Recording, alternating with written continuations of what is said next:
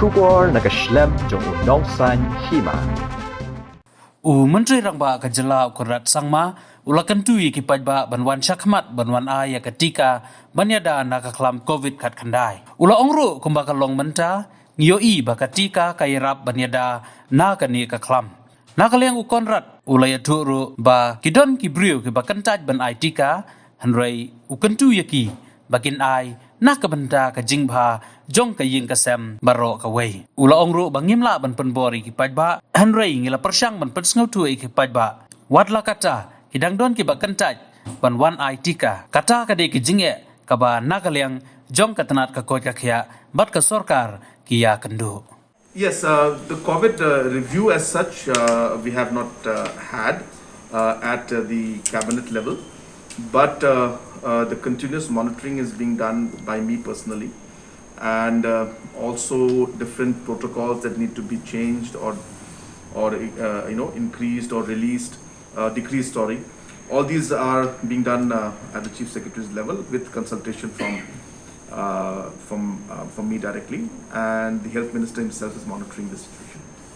Obviously, as I said, the situation of COVID is something that has always caught every government by surprise, and it's not something that we can claim that we are 100% prepared for any situation. But as we have seen that we have, as we went along, we have learned more. We have been able to expand our infrastructure, expand our different facilities, manpower, all these aspects.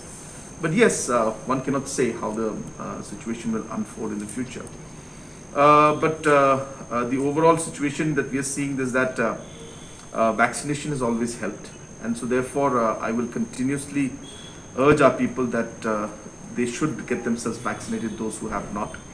And we have clearly seen that vaccination does help. We still see that large number of people are still hesitant, which is not a good sign, and for their safety and safety of the other people in their family, in their village and the city, people should get vaccinated. Well, it's not that they are hesitant. I would not say that all of them are not hesitant. Are hesitant.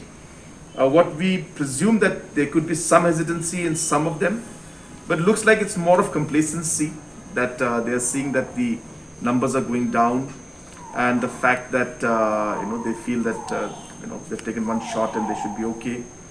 So therefore, obviously we want to, and we've been appealing continuously. The health department is very much aware of this, and they have been continuously appealing. And I also would like to appeal to everybody that please finish your 2 doses, because that's the prescribed norm by the experts, and everybody has taken 2 doses, and it's only when the 2 doses are coming that the effectiveness of the vaccine is much higher.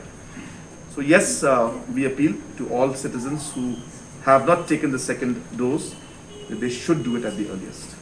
I have mentioned that in the beginning of this press conference that we have seen a lot of hesitancy, but there are both sides of the story. The problem, again, as we have said, is that the hesitancy does come from the people, and we can't force them. We have been trying our best to convince people, but certain sections have got a lot of hesitancy in them, and that is the challenge that we're facing. But if you would look at the general trend district wise and city and urban area wise, you will see areas are 100%, 90%, 80% vaccinated, and suddenly you'll see a drop to 20%, 25% in certain areas. So clearly it is because of the mindset that is there in certain parts or villages or districts which is leading to this. It's not because of non-availability or not because of the different kind of work that is being done by the health department.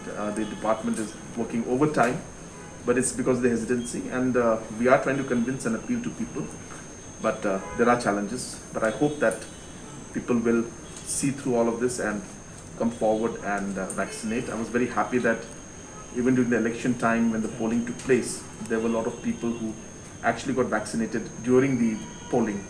So the health department had even opened up vaccination points in the polling stations, and through that I'm told close to 600 people got vaccinated in the polling stations on the